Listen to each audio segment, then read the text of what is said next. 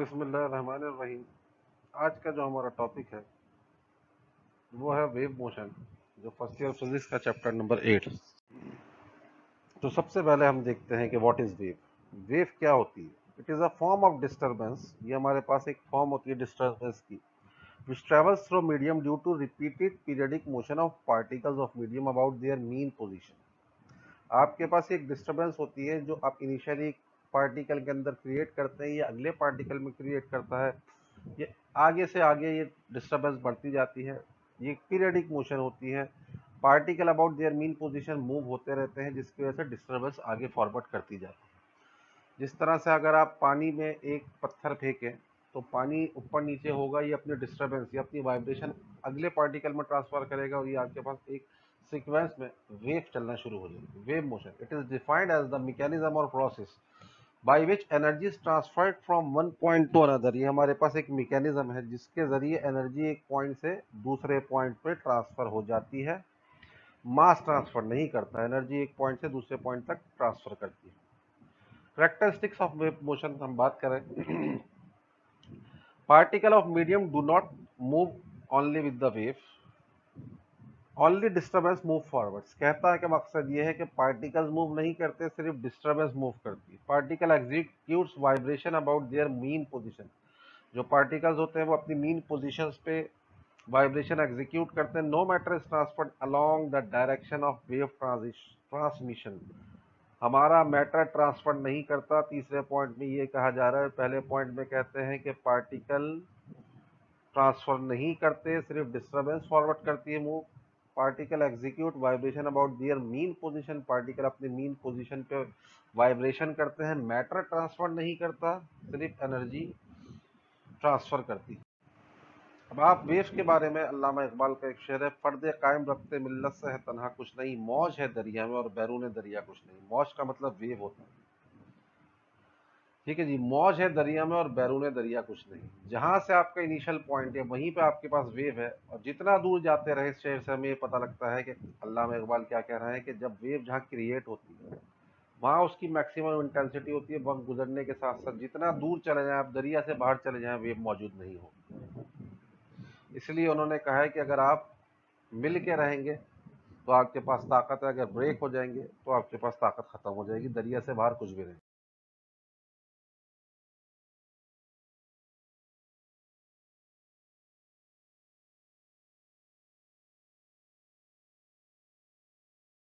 अब हम बात करते हैं, ये देखते हैं ट्रांसफर वेव्स की तरह एनिमेशंस देखते हैं। ये वेव्स हमारे पास जो होती है, डिस्टर्बेंस चल रही है डायरेक्शन ऑफ प्रोग्रेशन के परपेंडिकुलर, जबकि लॉन्गिट्यूडनल वेव्स आप ये देखें, ये लॉन्गिट्यूडनल वेव स्प्रिंग की तरह मूव कर रही है, कि इसमें जो हमारे डिस्टर्बेंस है वो डायरेक्शन ऑफ प्रोपगेशन के पैरेलल मूव कर रही है। ट्रैवलिंग और प्रोग्रेसिव वेव्स, अगर हम इस इक्वेशन जिसको y is equal to R sine theta था, ये बराबर हो गई थी y is equal to R sine A naught sine omega T. अब हमने ओमेगा टी की जगह यहाँ पे ओमेगा ऐसे रखा, टाइम की जगह हमने लिख दिया x upon we minus T. ये इनिशियल कंडीशन पे बात कर रहे हैं जब टाइम 0 है। अच्छा, ओमेगा को मल्टीप्लाई किया, omega x upon we minus omega T के बराबर हो गया। y is equal to A naught sine के x minus omega t. Omega upon v किसके बराबर होता है? K which is called wave number. ये ओमेगा बराबर होता है 2 pi f. Omega upon v बराबर हो गया 2 पाई एफ अपॉन वी, दोनों तरफ वी से डिवाइड कर दिया। ओमेगा अपॉन वी बराबर हो गया 2 पाई अपॉन लेमडा के, क्योंकि वी लेमडा बराबर होता है वी अपॉन एफ के, और एफ अपॉन वी बराबर हो गया 1 अपॉन लेमडा के। ओमेगा अपॉन वी बराबर हो गया 2 पाई अपॉन लेमडा के, जिसको हम नाम देते हैं वेव नंबर के। ये हमारे पास y is equal to A naught sine के एक्स माइनस ओमेगा टी के बराबर आ गया। ये हमारे पास क्या कहलाता है? ये कहलाता है हमारे पास वेयर के इज कॉल्ड वेव नंबर के x minus omega T. This equation describes the wave travelling along the positive x direction if the waves travels in negative x direction. अगर वेव उल्टे हाथ पे चलेगी तो हमारा यहाँ पे माइनस के बजाय प्लस आ जाएगा, K X plus omega T. Y is equal to A naught sine के एक्स माइनस ओमेगा टी, और उल्टे हाथ पे चलने के लिए ए नॉट साइन के एक्स प्लस ओमेगा टी। ये हमारे पास ट्रैवलिंग वेव्स की एनालिटिकल ट्रीटमेंट हमने देखी। अब हम करते हैं वेव्स के अंदर एनर्जी क्या होती है। वेव्स के अंदर एनर्जी निकालने के लिए हम फार्मूला ड्राइव करेंगे। When a wave travel it carries energy। जब वेव चलती है तो अपने साथ क्या लेके चलती है, एनर्जी लेके चलती है। Consider a wave travelling along a wire और स्ट्रिंग। एक वायर के अंदर वेव चल रही है। Since every point on the string moves vertically up और डाउन, वेव का हर पॉइंट ऊपर जाता है नीचे आता है। दस every point of equal mass carries the same energy. तमाम पॉइंट्स का मास इक्वल है तो सबकी एनर्जी सेम कैरी कर रहा है। The energy of the point P is entirely the potential energy. Point P पे आपको जो एनर्जी नजर आ रही है वो टोटली पोटेंशियल एनर्जी है। The energy of point Q is entirely the kinetic energy. जब ये ऊपर से नीचे गिरी, जब आया तो ये काइनेटिक में कन्वर्ट हो गई। The energy of point R is, point R जो कि पी और क्यू के दरमियान में नजर आ रहा है, the energy of point R is partially kinetic and potential. ये कुछ पार्टिकल पोटेंशियल भी है और कुछ काइनेटिक भी है। If the mass of segment O A, हम यहाँ से लेके यहाँ तक की बात कर लें या ए से लेके इधर तक की बात कर लें तो दोनों बराबर हैं क्योंकि वेवलेंथ ही कहा जाता है। The mass of segment A O is equal to delta M के बराबर हो गया। And the velocity of segment Q, हम ये कहते हैं कि सेगमेंट की जो वेलोसिटी है उसको हमने किसके नाम से जाहिर किया, वी वाई से, क्योंकि परपेंडिकुलरली मूव होती है। V Y max. अच्छा, एनर्जी हमारे पास हाफ एम वाई का स्क्वायर हुआ तो हमने यहाँ पे जो मास लिया half delta M V Y square max लिया। अच्छा, म्यू क्या होता है, मास पर यूनिट लेंथ जिसको कहा जाता है लीनियर डेंसिटी, तो डेल्टा एम अपॉन लैम्डा के बराबर हो गया। एंड वी वाई मैक्स बराबर है लीनियर वेलोसिटी। देखें वेलोसिटी बराबर किसके होती है, लीनियर वेलोसिटी आर ओमेगा के। यहाँ पे आर की जगह हमने क्या लिया, वाई नॉट लिया। वाई नॉट हमने ले लिया। वाई नॉट का मतलब आपके पास क्या होता है, एम्पलीट्यूड। या इस सर्किल का एम्पलीट्यूड कहला रहा है वाई नॉट। यहाँ से देखिए यहाँ linear velocity Y naught omega. Y naught होता है हमारे पास एम्पलीट्यूड। अगर हम इस इक्वेशन में पुट करते हैं हाफ डेल्टा एम की जगह हमने क्या पुट कर दिया, म्यू लैम्डा। डेल्टा एम की जगह हमने पुट कर दिया म्यू लैम्डा और वी वाई की जगह ओमेगा वाई नॉट का स्क्वायर पुट किया तो हमारे पास हाफ म्यू जो कि linear density, wavelength, angular velocity का स्क्वायर, एम्पलीट्यूड का स्क्वायर, ये हमारे पास एनर्जी इन वेव का फार्मूला आ रहा है। पावर इन वेव, बात करते हैं वेव्स की जो पावर होती है। जब एनर्जी है तो वहाँ पावर भी होगी। पावर हमारे पास डेफिनेशन के मुताबिक पावर बराबर होती है एनर्जी डिवाइडेड बाय टाइम। तो हमने एनर्जी का फार्मूला पुट कराया, power half mu lambda omega square Y naught square upon T. Lambda upon T किसके बराबर बनता है, वेलोसिटी के, तो यहाँ पे वेलोसिटी आ गई। So it is the formula for power. अब स्टैंडिंग या स्टेशनरी वेव्स, जो कि हमारा बहुत इंपॉर्टेंट टॉपिक होता है स्टैंडिंग या स्टेशनरी वेव्स का, इसकी बात करते हैं। स्टैंडिंग या स्टेशनरी वेव्स आते हैं। अब देखें कि स्टैंडिंग वेव्स किस तरह से क्रिएट होती हैं, इस पे हमारा पूरा कंसंट्रेशन होनी चाहिए इस टॉपिक पे। When two waves of equal amplitude and frequency travelling through the same medium in opposite direction, आमने सामने से आ रही है एक ही मीडियम में दो वेव्स जिनका एम्पलीट्यूड भी सेम है, फ्रीक्वेंसी भी सेम है, सुपर इम्पोज एक दूसरे से मिलती हैं। The result in a wave which does not travel in either direction, एक ऐसी वेव बनती है जो किसी डायरेक्शन में मूव होती हुई नजर नहीं आती। Such a wave is called standing wave, ऐसी वेव को हम स्टैंडिंग या स्टेशनरी वेव कहते हैं। अब जरा इनकी करेक्टरिस्टिक्स पे आ जाते हैं। अब medium is necessary, standing waves को चलने के लिए मीडियम बहुत ज़रूरी है, मीडियम के बगैर नहीं हो सकता। और ये हमेशा ट्रांसफर वेव्स होती है in nature. They appears to stand still, ये हमेशा रुकी हुई दिखाई देती है। Energy is not transferred through the medium by them, energy transfer नहीं करती।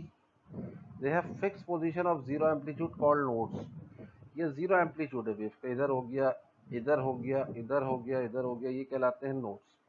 The points of maximum amplitudes are called anti nodes, the points of maximum amplitudes को हम नाम देते हैं एंटी नोड्स का। ये हो गया हमारे पास anti nodes. The enclosed area between two nodes is called loop, दो नोड्स के दरमियान जो एरिया आ रहा है आपके पास, एक ये ले लें और ये ले लें, इनके दरमियान ये पूरा एक लूप कहलाता है। यहाँ पे कितने लूप नजर आ रहे हैं आपको, एक दो तीन, हमें तीन लूप्स यहाँ पे नजर आ रहे हैं। Length of two loop is called wavelength, दो लूप जब मिलके हमारे पास एक लैम्डा के बराबर यानी कि एक वेवलेंथ बनाते हैं the total energy of particle varies from point two point, energy तो वेरी करती है point two point, being maximum anti node and minimum eight node, anti node पे मैक्सिमम होती है और नोड पे मिनिमम होती है। अच्छा जी, एक क्वेश्चन है जो कि बहुत इंपॉर्टेंट है इस दफा। ये सवाल कुछ इस तरह से पूछते हैं, string of length L is stretched between two hooks, find the frequency of stationary waves produced in the string when vibrating in one loop, two loop, three loops and N loops. N loops तक इसको vibrate करवा देते हैं तो क्या condition है? एक loop में वाइब्रेशन हो रही है, यहाँ देखें दो लूप में वाइब्रेशन हो रही है, यहाँ देखें तीन लूप में वाइब्रेशन हो रही है। ठीक है जी, अब हम आगे बढ़ते हैं। एक लूप में जब वाइब्रेट होती है तो उसकी फ्रीक्वेंसी f1 कहलाती है, दो लूप्स में जब वाइब्रेट होती है तो फ्रीक्वेंसी f2 कहलाती है, तीन लूप्स में वाइब्रेट होते हुए फ्रीक्वेंसी f3। हम एक लूप का केस ले लेते हैं इस टाइम। एक लूप है, if the string is plug at its middle point and then release, जब किसी भी स्ट्रिंग को आप उस प्लग कराएंगे उसके सेंटर से तो वो हमेशा एक लूप में ही वाइब्रेट करवाएगी। Two transfer waves are set up in the string moves in opposite direction. At the end, reflection takes place and stationary waves are produced. The string vibrates in a single loop. If f1 and lambda 1 be the frequency of wavelength and either of the wave respectively, from figure we see that, ये कह रहे हैं जब एक loop में vibrate होगा, एक loop में वाइब्रेट कराने के लिए आपने सेंटर से इसको प्लग करा दिया, दो स्टेशनरी वेव्स क्रिएट होती हैं अपोजिट डायरेक्शन में और finally they create a single loop stationary wave. एक लूप में जब वाइब्रेट होगा तो उसकी फ्रीक्वेंसी को हम f1 कहेंगे, उसकी वेवलेंथ को लैम्डा 1 कहेंगे, वेलोसिटी चाहे एक लूप में हो, चाहे 10 लूप में हो, चाहे 20 लूप में हो, वेलोसिटी v से ही जाहिर होती है। अच्छा, अब आप ये देखिए कि लेंथ ऑफ स्ट्रिंग, आपने ये पढ़ा था कि दो लूप मिलके कंप्लीट वेवलेंथ बनाते हैं, यहाँ पे ये आधा लूप है, तो लेंथ किसके बराबर है? लैम्डा 1/2, यानी लैम्डा 1 किसके बराबर आ गया? 2l के। If v is the speed of either of the component of wave, wave के किसी भी कंपोनेंट की वेव, v बराबर हो गया f1 लैम्डा 1, लैम्डा 1 की जगह 2l आपने पुट कर दिया तो v किसके बराबर आ रहा है? f1 2l। अगले स्टेप में हम 2l को नीचे की इक्वेशन निकाली, उसमें f1 बराबर है v/2, तो v/2l की जगह मैंने यहाँ पे क्या पुट करा दिया? f1। f1 is called fundamental frequency, f1 को हम क्या नाम देते हैं? फंडामेंटल फ्रीक्वेंसी का। Bye substituting the value of 1 from equation 1 into equation 4, we have f2 is equal to a 2f1। f2 कहलाता है second harmonic and first overtone, f2 is called second harmonic, और ओवरटोन क्या कहलाता है? पहला overtone. Overtone का मतलब over हो रही है टोन ना, दोबारा जो क्रिएट हो रही है, ओवरटोन। तो आप ये कह सकते हैं कि एक चीज जो दोबारा पैदा हो रही है तो वो ओवरटोन का मकसद ये होता है, एक लूप में कोई ओवर नहीं था, जब दो लूप हुआ तो वो पहली दफा ओवर हुआ, जब वो दो लूप बने तो पहली दफा ओवर हुआ, तो ये पहला ओवरटोन है लेकिन सेकंड हार्मोनिक है। तीन लूप की बात करते हैं, case of three loops. There are three loops here. In this case, string will vibrate in three loops. From figure we can see that L is equal to, ये आपके पास half, ये half, ये half, तो 3 lambda 3/2, L बराबर आ गया lambda 3 बराबर आ गया 2L/3 के। Also V is equal to F3 lambda 3, ये बात हमें पता है, V is equal to F lambda, तीन लूप में वाइब्रेट होगा तो V is equal to F3 lambda 3। Putting the value of lambda 3, हमने लैम्डा 3 की वैल्यू उठाई, यहाँ रखी, तो यहाँ हमें नजर आता है 3v क्रॉस मल्टीप्लाई हो गया, 3v divide by 2l, f3 के बराबर हो गया। इक्वेशन नंबर 5 होगा। Comparing equation 1 and equation 5, V है इक्वेशन 1 में f1 की वैल्यू v/2l जब पुट की तो f3 बराबर आ गया 3f। इसको हम कहते हैं थर्ड हार्मोनिक और सेकंड ओवरटोन। अब हम बात कर लेते हैं जनरलाइज फार्मूला इसका बनाने। Thus, we can generalize that if the string is made to vibrate in n loops or several loops, and then the frequency at which the stationary wave will be set up in the string will be, हम n loops की अगर बात करें, if we talk about the n loops, n means 100, 200, 300 and so on, any number, fn is equal to f, you have seen that f1 is equal to v/2l, f2 is equal to 2f1, f3 is equal to 3f1, f4 will be 4f1, So Fn is equal to Nf1. The lowest number of these in frequency F1 is known as the fundamental, and the other which are integral multiple of the fundamental are known as overtune or harmonic. Lowest frequency, it's a fundamental frequency, and overtune lowest frequency of stationary wave is called fundamental frequency, which is integral multiple of fundamental are called overtone. जो हमारे पास integral multiple होते हैं उनको क्या नाम दिया जाता है? ओवरट्यून का नाम दिया जाता है. चलें, ये 4 पॉइंट ही हम अपने जहन में रखें, बहुत इंपॉर्टेंट यही. सोनोमीटर क्या होता है हमारे पास? ये एक लार्ज साउंडिंग बॉक्स होता है हमारे पास. लार्ज साउंडिंग बॉक्स होता है लाइक अ गिटार. ठीक है, इसके अंदर ये आप ये देखेंगे, it is a large sounding box. It is a practical application of stretch string for vibrating a portion of the string into desired number of loops. यहाँ पे इस पे हमारे पास ये लगा दिए जाते हैं, इनको पैक कहा जाता है, PEG pack. It consist a wooden box on which N steel wire is stretched, one end of wire is fixed. एक एंड इसका जो होता है हमारे पास फिक्स होता है, ये नजर आ रहा है. The other end carries a hanger at which edge ये bridges are placed below the wires. ये आप देख रहे हैं कि यहाँ पे वेट हम हैंग करा सकते हैं जिसके जरिए टेंशन बढ़ा. They are use to change the length of vibrating wires. यहाँ पे जितनी ज़्यादा आप वेट देंगे लेंथ में चेंज आएगा. Horizontal graduated scale in millimetre fix below the wire in the blow. यहाँ पे आपके स्केल लगा हुआ होता है जो कि वायर की लेंथ को मेजर कर रहा होता है. अच्छा, ये पेपर में इतना खास कोई नहीं आता, सिर्फ ये पूछ लेते हैं कि इसकी एप्लीकेशन क्या होती है. It is use to verify all the laws of transfer vibration of string. अब ये देखते हैं कि laws of vibration transformation string क्या होते हैं. तो हमें ये नज़र आता है कि frequency is inversely proportional to, आपने फंडामेंटल फ्रीक्वेंसी का फार्मूला देखा V/2 है. तो यहाँ पे frequency is inversely proportional to length नज़र आता है if T and M are constant.